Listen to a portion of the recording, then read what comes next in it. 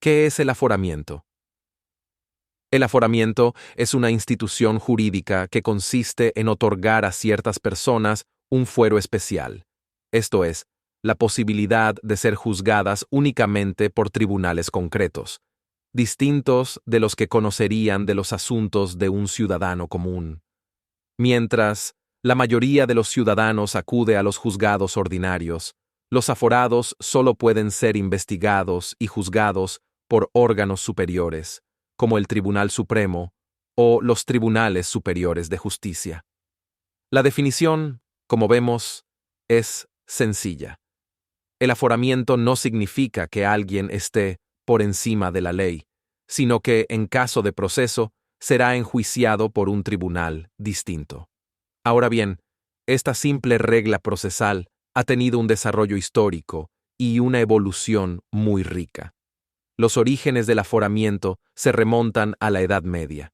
En aquel tiempo, ciertos colectivos, los clérigos, los caballeros, las ciudades, los gremios, gozaban de fueros, es decir, de normas y privilegios propios que los distinguían del resto. Estos fueros tenían un doble sentido. Por un lado, eran privilegios. Por otro, eran también una manera de garantizar que la autoridad central no se entrometiera en espacios sociales muy arraigados. Con el paso de los siglos, los fueros fueron decayendo, y lo que quedó fue una modalidad concreta, el fuero judicial.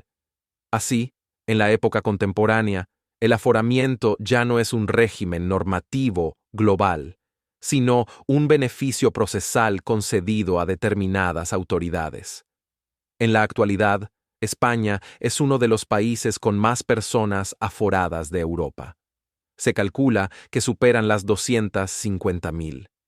Entre ellos se encuentran diputados, senadores, jueces, magistrados, fiscales, miembros de las fuerzas y cuerpos de seguridad del Estado y en muchas comunidades autónomas, diputados regionales y consejeros de los gobiernos autonómicos.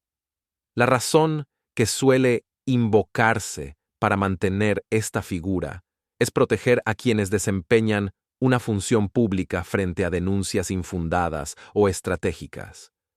Se teme que, sin aforamiento, cualquier juez de instrucción pudiera paralizar la labor de un parlamentario, de un ministro o de un magistrado con denuncias sucesivas.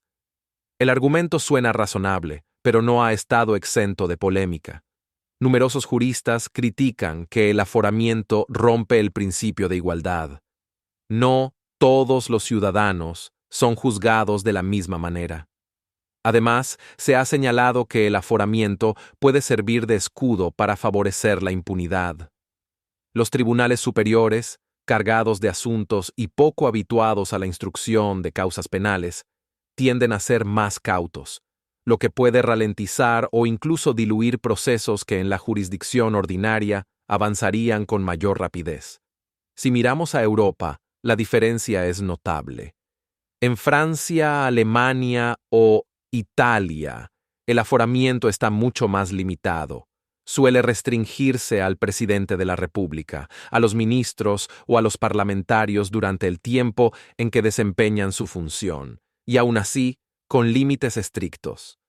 España, en cambio, conserva un número altísimo de aforados, lo que ha suscitado un debate social y político en torno a la necesidad de reformar este sistema.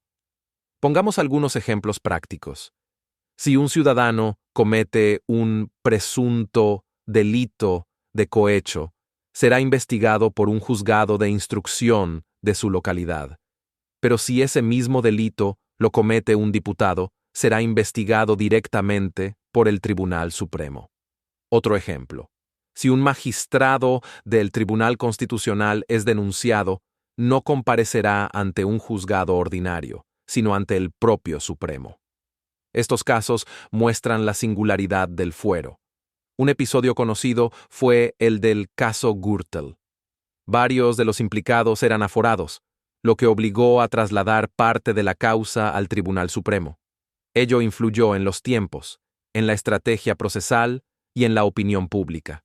Muchos se preguntaron entonces si el aforamiento cumplía con su función protectora o Por el contrario, terminaba siendo un freno a la justicia.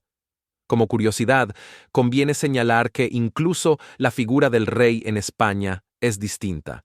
El monarca goza de inviolabilidad absoluta, lo que significa que no puede ser juzgado por ninguna jurisdicción. El aforamiento, en cambio, no es impunidad. El aforado sí puede ser juzgado, pero en un tribunal específico. En los últimos años, diferentes gobiernos han planteado reformas para reducir drásticamente el número de aforados. Se habla de limitarlo a un pequeño núcleo de cargos esenciales, como el presidente del gobierno y los ministros. No obstante, estas iniciativas aún no han cuajado de manera definitiva. En suma, el aforamiento es una institución jurídica que, nacida en la Edad Media, ha llegado hasta nuestros días como un mecanismo procesal de protección. Su vigencia despierta un vivo debate. ¿Garantía necesaria para la independencia de los cargos públicos o privilegio anacrónico que erosiona la igualdad ante la ley? La respuesta, como siempre en derecho, depende del prisma desde el que se mire. Arriba te dejo más vídeos para que sigas aprendiendo derecho. Recuerda dejarnos un like y suscribirte.